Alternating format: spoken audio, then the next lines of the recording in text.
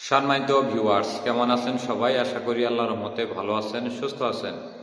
আপনাদের সাথে আমি রয়েছি মোহাম্মদ রাশেদ মোশাররফ, শিক্ষক নিবন্ধনধারী, কারিগরি শিক্ষা ও TET instructor, Itna Nurpur DD মাদ্রাসা, ইটনা, কিশোরগঞ্জ। সম্মানিত ভিউয়ার্স, আপনারা দেখছেন Rashed education TV YouTube channel. সম্মানিত ভিউয়ার্স, আজকের আলোচ্য বিষয় ষষ্ঠ গণবিজ্ঞপ্তি 2025-26-এ 18তম শিক্ষক নিবন্ধনে সর্বোচ্চ নাম্বারধারীদের আবেদন সাজানোর গোপন কৌশল। সম্মানিত ভিউয়ার্স, অনেক প্রার্থী রয়েছেন, ভালো নাম্বার পেয়েও তারা ভালো মানের প্রতিষ্ঠান পায় না এবং তাদের শুধুমাত্র আবেদনের ভুলের কারণে তারা এমনও রয়েছে অনেক প্রতিষ্ঠানে তারা এমপিওভুক্ত হতে পারে না।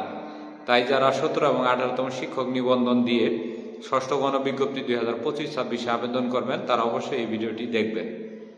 তো সম্মানিত ভিউয়ার্স, প্রথম যে বিষয়টি, আপনারা যারা সর্বোচ্চ নম্বর পাবেন, এই নাম্বার পাওয়ার আগে সর্বপ্রথম আপনারা জেলা শিক্ষা অফিস থেকে যখন শিক্ষক নিবন্ধন সনদ সংগ্রহ করবেন, অবশ্যই আপনার জেলায় কতজন পাসধারী রয়েছে এবং আপনার অবস্থান কততম এটি দেখে নেবেন। যদি সনদ আসে সেক্ষেত্রে এটি ভিন্ন বিষয়।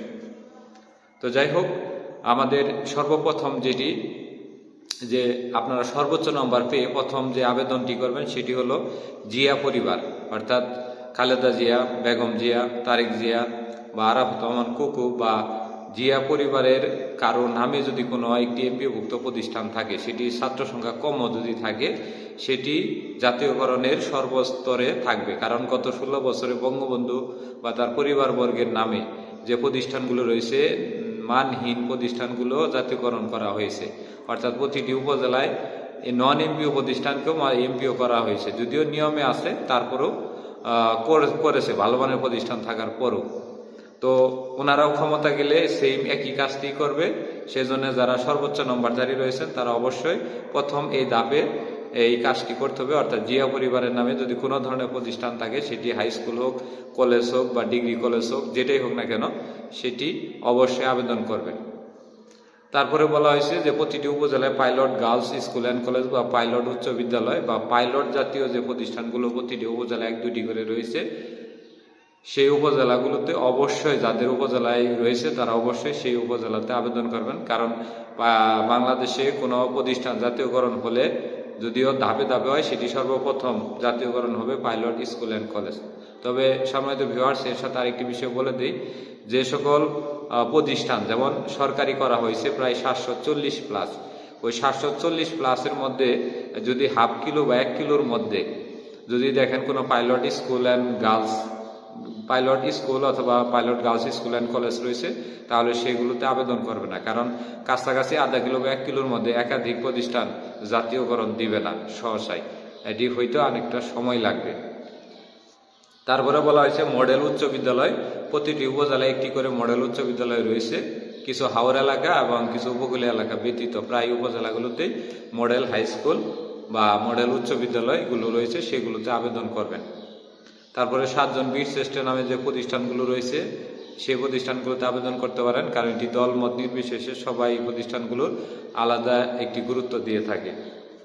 তারপরে বলা হয়েছে সহকারী শিক্ষক যারা থাকবেন তাদের ক্ষেত্রে শুধুমাত্র উচ্চ বিদ্যালয়গুলো ফলো করবেন। মানে আপনি 6ষ্ঠ থেকে 10ম শ্রেণীর যে প্রতিষ্ঠানগুলো রয়েছে উচ্চ বিদ্যালয়, সেটি বয়েজ হোক বা গার্লস হোক, সেইখানে আবেদন করার চেষ্টা করবেন। কেননা আপনি যখনই কলেজে আবেদন করবেন, মানে স্কুল অ্যান্ড কলেজ, তখন দেখা যায় যে মাঝে মাঝে আপনাকে কলেজেও ক্লাস নিতে হবে এবং দেখা যায় যে আপনার প্রাইভেটগুলো কলেজের টিচাররা, প্রভাষক, তাদের কাছে পড়বে বেশি এবং এক্সট্রা দায়িত্বও বেশি থাকবে। যেমন স্কুলের প্রতিষ্ঠানের দায়িত্ব পালন করতে হবে, কলেজেরও দায়িত্ব পালন করতে হবে, কিন্তু টাকার ক্ষেত্রে বা আপনার বেতনের ক্ষেত্রে ওই ধরনেরই থাকবে না।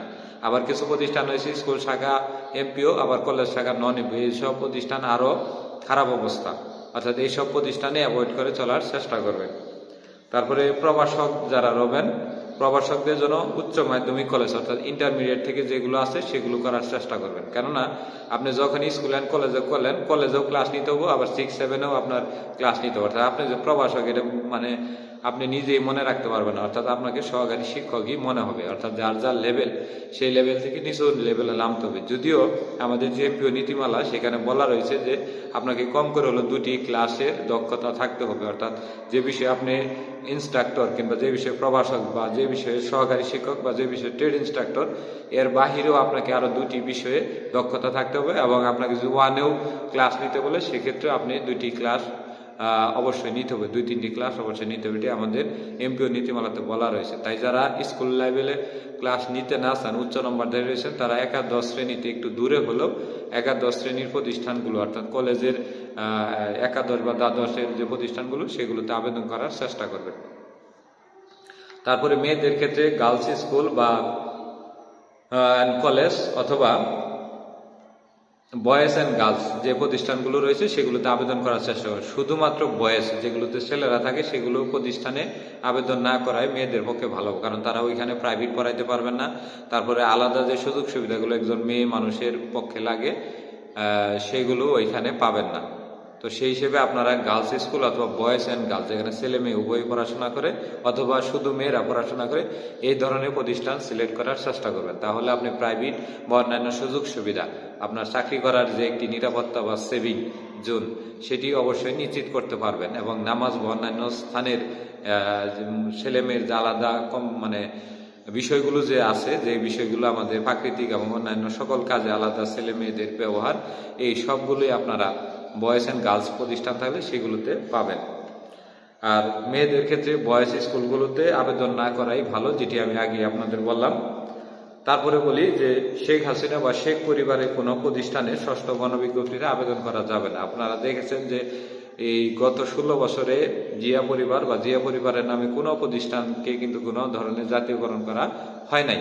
তো সেই হিসেবে এবার যদি তারা ক্ষমতায় যায়, তাহলে কিন্তু এবারও যে শেখ পরিবার বা শেখ পরিবারের যে অঙ্গ প্রতিষ্ঠানগুলো রয়েছে এমপিওভুক্ত, সেই প্রতিষ্ঠানগুলো আপাতত তারা ক্ষমতা আসার আগে কোনো মতেই এমপিওভুক্ত হওয়ার জাতীয়করণ হওয়ার সুযোগ নাই। তাই এ সকল প্রতিষ্ঠানে যদি আপনার চটকদার বিজ্ঞাপন কিংবা ভালো অবকাঠামো থাকে, তারপরে এই সকল প্রতিষ্ঠান থেকে অ্যাভয়েড করে অন্যান্য প্রতিষ্ঠানে চাকরি করা এটি ভালো হবে। এতে আপনি চাকরির নিরাপত্তা বা অন্যান্য সকল কিছুতে আপনি রিল্যাক্সেবল উপভোগ করতে পারবেন। তারপরে বলছে ভালো নম্বরধারীরা জেনারেল প্রার্থীরা ভুলেও মাদ্রাসায় আবেদন করবেন না। আবেদন করলে যদি দেখেন যে না, আমার ভালো প্রতিষ্ঠান নাই আমার নিজ জেলা বা নিজ উপজেলায়, তাহলে পার্শ্ববর্তী উপজেলা স্কুলগুলোতে আবেদন করার চেষ্টা করবেন। কারণ যারা ভালো নাম্বার পেয়েছেন তারা যদি হুট করে মাদ্রাসায় আবেদন করেন, মাদ্রাসায় কিন্তু ইবতেদায়ী স্তর সহ থাকে, অর্থাৎ তাদের 1, 2, 3, 4 অর্থাৎ কলেজের প্রভাষক হনগা, কিন্তু আপনাকে 1, 2, 3, 4 ক্লাসও 2-3টা নিতে হবে, যেটি আসলে আপনি পরবর্তীতে যাই এটা বিরাট বড় একটি ভুল। এজন্য যদি আপনাকে 100 কিলো দূরেও যাইতে হয়, তারপরেও আপনি স্কুল প্রতিষ্ঠানগুলোতে আবেদন করবেন যেখানে ষষ্ঠ থেকে দশম বা একাদশ থেকে দ্বাদশ শ্রেণী, অর্থাৎ প্রভাষক হলে একাদশ থেকে দ্বাদশ শ্রেণী, সেখানে অর্থাৎ আপনি সহকারী শিক্ষক, আপনি সহকারী শিক্ষকের বাইরে ক্লাস নিতে চাবেন না। যেমন আমি একজন ট্রেড ইনস্ট্রাক্টর, নবম দশম ভোকেশনালের বাইরে ক্লাস নেওয়ার আমার কিন্তু কোনোই নাই, কিন্তু তারপরেও প্রতিষ্ঠানটা মাদ্রাসা বিদে আমার 1, 2, 3, 4-এরও ক্লাস নেওয়া লাগে, এটি বাধ্যগত হয়ে গেছে, যেটি আমি আগে জানতাম না, যার কারণে আবেদনটা করে এখানে এই সমস্যাটা তৈরি হয়েছে। যে বিষয়গুলো আমি আপনাদের আগে থেকে বলে দিলাম, যারা এই ভিডিওগুলো পাবেন, যদি আশা করি প্রথম থেকে শেষ পর্যন্ত এই ভিডিওটা দেখেন, তাহলে আপনাদের কিন্তু অনেক ভুল ধারণা, যেটি আমার বাস্তব অভিজ্ঞতা থেকে আপনাদের মধ্যে তুলে ধরতে পারলাম, ভুল ধারণা দূর হবে। এবং কি আপনারা মাদ্রাসা বাদ দিয়ে যদি পার্শ্ববর্তী উপকূলীয় এবং হাওর এলাকাও থাকে, তারপরে সেই সকল প্রতিষ্ঠানে স্কুল অথবা কলেজগুলোতে বা কারিগরি প্রতিষ্ঠানগুলোতে আবেদন করার চেষ্টা করুন। মাদ্রাসা থেকে কারিগরি প্রতিষ্ঠানে যেখানে দেখবেন যে মাদ্রাসার জিও আছে বা কারিগরি জিও আছে এবং গ্রাম্য শিক্ষার্থী আছে, মোটামুটি স্টুডেন্ট আছে, এদের থেকে মাদ্রাসার 200-400 স্টুডেন্ট বেশি থাকলেও তারপরেও কারিগরিতে আবেদন করা ভালো। কারণ মাদ্রাসায় অনেকগুলো সমস্যা বিদ্যমান রয়েছে, যেগুলো আমি নিজে চাকরি করে এই অভিজ্ঞতাটা আমি আপনাদের মধ্যে শেয়ার করি। অনেক বিষয় আছে ইউটিউব ফেসবুকে বলার মতো নাই, তো কিছু বিষয় বুঝে নিতে হয়। তো যাই হোক, আপনারা এই ষষ্ঠ গণবিজ্ঞপ্তি 2025-26-এ সর্বোচ্চ নম্বরধারীদের আবেদন সাজানোর যে 10টি বা 11টির মতো টেকনিক বললাম, আশা করি এটি ফলো করলে আপনারা ঠকবেন না এবং ভালো মানের একটি প্রতিষ্ঠান পাবেন। এবং আপনারা আবেদন করার পূর্বে অবশ্যই যে 40টি বা 20টি বা যে ধরনের প্রতিষ্ঠানে আপনার নাম্বার অনুযায়ী আবেদন করবেন, অবশ্যই প্রতিষ্ঠানে খোঁজ খবর নেবেন। নিজে যাবেন, নিজে না যেতে বলে আত্মীয় স্বজন পাঠাবেন, ফোনে কথা বলবেন, এবং কোনো ধরনের যদি মনের ভিতরে সন্দেহ জাগে যে প্রতিষ্ঠানে হয়তো ভুল তথ্য দিচ্ছে, তাহলে নিজে গিয়েই খোঁজ খবর নিয়ে আবেদন করুন। ভুলেও উচ্চ নম্বরধারীরা যে আমি বেশি নম্বর পাইছি আমার যে কোনো প্রতিষ্ঠানে চাকরি হবে, এই ধরনের মন মানসিকতা নিয়ে আবেদন করলে আপনার কিন্তু এমপিওভুক্তি হতে অনেক সমস্যার সৃষ্টি হবে, পরবর্তীতে চাকরি করারও অসুবিধা হবে এবং পাশাপাশি এমপিওভুক্ত শিক্ষা প্রতিষ্ঠান যে জাতীয়করণ, ওই জাতীয়করণের সিরিয়ালেও কিন্তু আপনি পিছিয়ে পড়ে যাবেন। তো আশা করি আমার ভিডিওটি বুঝেছেন। ভিডিওটি ভালো লাগলে অবশ্যই লাইক কমেন্ট শেয়ার দিতে ভুলবেন না।